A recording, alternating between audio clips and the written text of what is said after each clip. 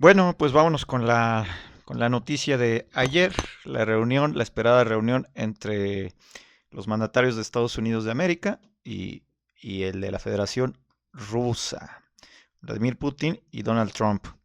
Muchas expectativas había, muy simbólico todo.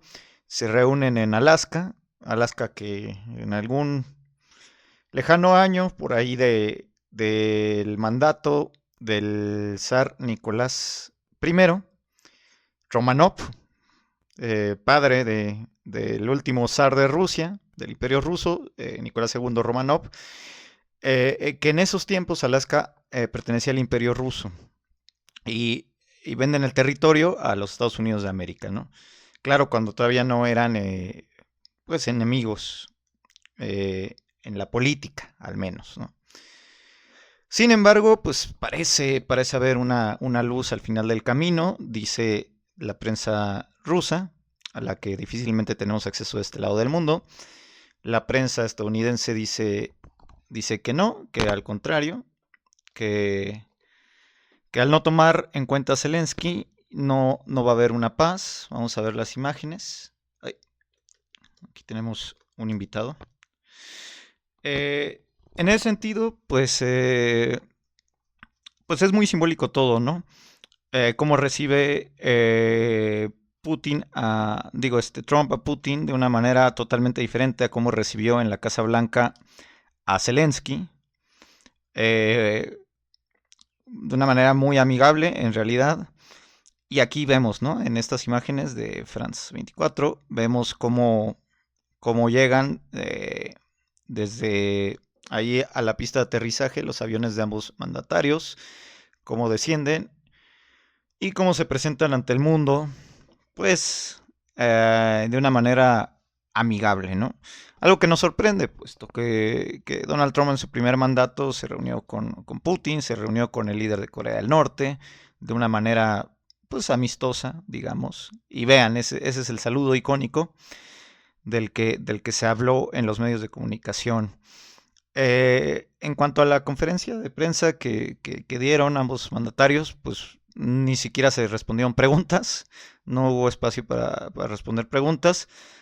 Seguramente fue una condición de Putin porque, bueno, dentro de esta reunión, y también muy simbólico que entró al coche de la presidencia de Estados Unidos, Putin. También se dice en los medios de comunicación que seguramente lo más interesante de esta plática fue lo que se dijeron adentro de este Cadillac llamado La Bestia, ¿no? En los medios de comunicación, el coche, uno de los coches, si no es que el coche más seguro, más blindado del mundo. Y ahí adentro iban sin nadie más, ¿no? Ahí adentro tuvieron un par de minutos completamente a solas, un par de minutos en los que se pudieron haber dicho cosas que los mortales nunca vamos a saber, definitivamente nunca vamos a saber, más allá de lo que muestran en público. Ahí se debieron de haber dicho cosas a las que no tendremos acceso. Eh, También interesante que al final de la reunión Putin le insta a Trump a que la siguiente reunión sea, pero en Moscú. Algo todavía más simbólico, ¿no? Porque es como de, bueno, Zelensky fue a Washington, ahora tú tienes, si tú quieres, que lleguemos a una paz, ahora tú tienes que ir a Moscú, a nuestra capital, a la capital no solo de la actual Federación Rusa, también la que era capital pues de la Unión de Repúblicas Socialistas Soviéticas. ¿Y por qué nos viene a la mente la Unión de Repúblicas Socialistas Soviéticas? Porque una imagen dice más que 1000 palabras, ¿no? Por ejemplo, aquí, el ministro ruso Lavrov llega a Alaska con una camiseta de la URSS, con las siglas de la URSS en cirílico CCCP, ¿no? Y pide no hacer suposiciones sobre el resultado de la cumbre, ¿no? Ahí está Lavrov. El ministro de Exteriores Sergei Lavrov ha causado revuelo luciendo un jersey con las letras CCCP que hacen alusión a la Unión Soviética. Su llegada se produce momentos antes de la esperada reunión entre Vladimir Putin y Donald Trump. Este encuentro tiene también, además de un cargado peso político, un gran valor simbólico. Será la primera vez que un presidente ruso visita Alaska desde que el territorio fue vendido por Estados Unidos en 1867 por 7.2 millones de dólares de aquella época. Por eso les digo, es muy simbólico, ¿no? En política todo es simbólico, nada es coincidencia. Ahí está Lavrov con el jersey de la URSS, ¿no? Bueno, la sudadera, esta especie de sudadera, hace frío en Alaska, ¿no? La delegación rusa que acompaña a Putin incluye también figuras clave como los ministros de Defensa y Finanzas, Andrei Belousov y Antonin Silvanov, y el asesor presidencial Yuri Ushakov, y el enviado especial para las negociaciones con Washington, Kirill Dmitriev. Una imagen dice más que 1000 palabras. Aquí la tenemos, la imagen de Lavrov. En ese sentido, pues si se llegará o no a una paz, no será en las 48 horas que Trump había pronosticado en campaña, pero es posible. Es posible en el sentido en que se esperaría una segunda cumbre. Quién sabe si Trump también no se manda él solo, ¿no? Aunque tenga bastante peso político, bueno, tiene un gabinete que determinará si es buena idea ir a Moscú. Sería también histórico. No recuerdo cuál fue el último presidente de Estados Unidos que fue a Moscú. Pero sería bastante simbólico y se esperaría que una tercera cumbre ahora sí incluyeran a Zelensky, ¿no? Esta es la mayor crítica que le hace la prensa norteamericana a esta cumbre, que no se toma en cuenta a Zelensky. También parece un movimiento acertado y estratégico de Trump, no poner a Zelensky en esta reunión porque pues simplemente porque no hubiera asistido Putin, era uno u otro, no podían estar los tres, no en la primera cumbre que están teniendo para la paz. También sería histórico que ya se reunieran los tres en una tercera cumbre, posterior a la de Moscú, seguramente sería en un territorio neutral, podría ser Turquía, podría ser Arabia Saudí, que han hecho de países clave, países que están siempre en medio de todos, ¿no? Tanto Turquía como Arabia Saudí, que no están del lado de uno ni del lado del otro, pero tienen peso político.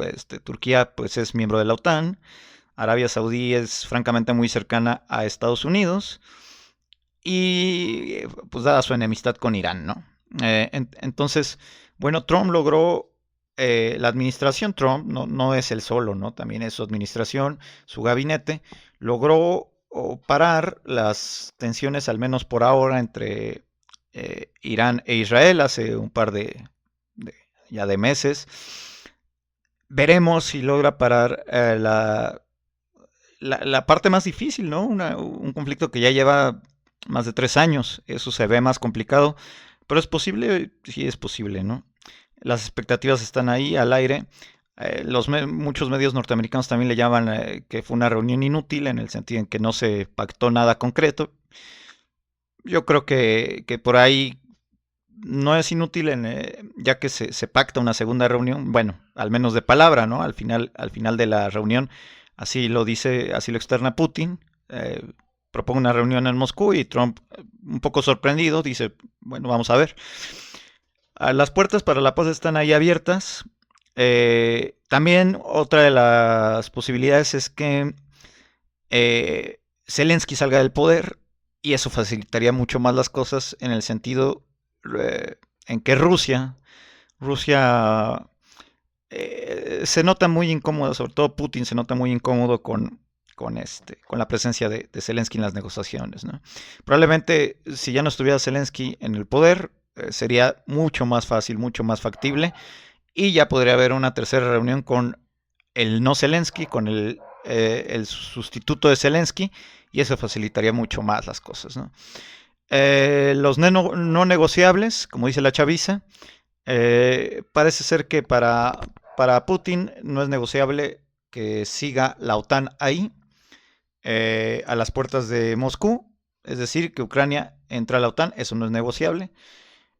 También parece que no es negociable la devolución del Donbass a Ucrania, parece ser que no. En cuanto a las garantías o los no negociables de Estados Unidos, pues no está muy claro. Eso estaría por verse. ¿Qué podría sacar? Algo tiene que sacar, porque al final es una negociación. Alguna ventaja tiene que sacar Estados Unidos de América. Si no hay alguna ventaja, pues no va a haber negociación última, ¿no?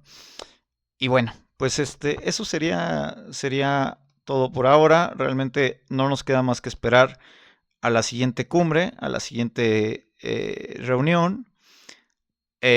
No podemos dejar pasar por alto todos estos simbolismos, la reunión en Alaska, la sudadera de Lavrov. Es decir, Rusia dice, ¿no? Aquí seguimos siendo fuertes. Todavía ya no somos aquella Unión Soviética que fue segunda potencia económica durante gran parte de la segunda mitad del siglo XX.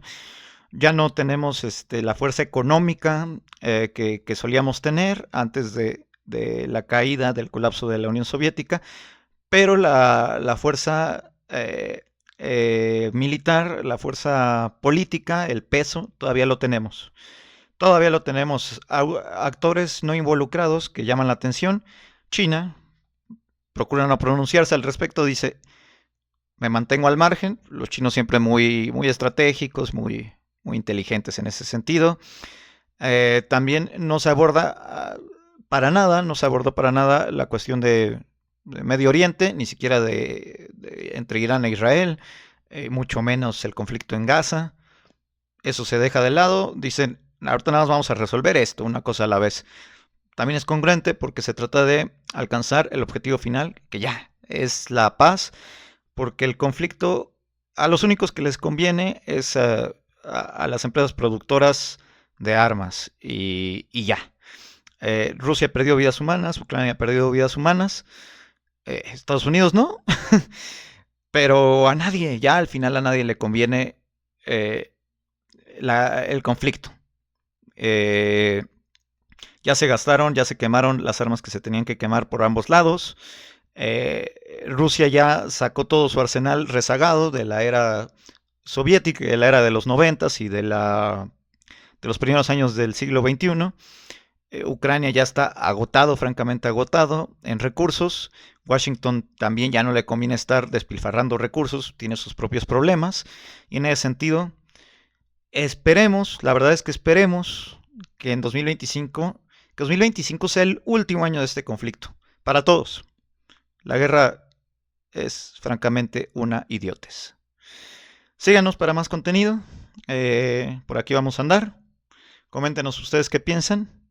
Y esto fue Noticias de la Historia del 16 de agosto 2025. Esperemos el último año de conflicto entre Ucrania y Rusia. Chao.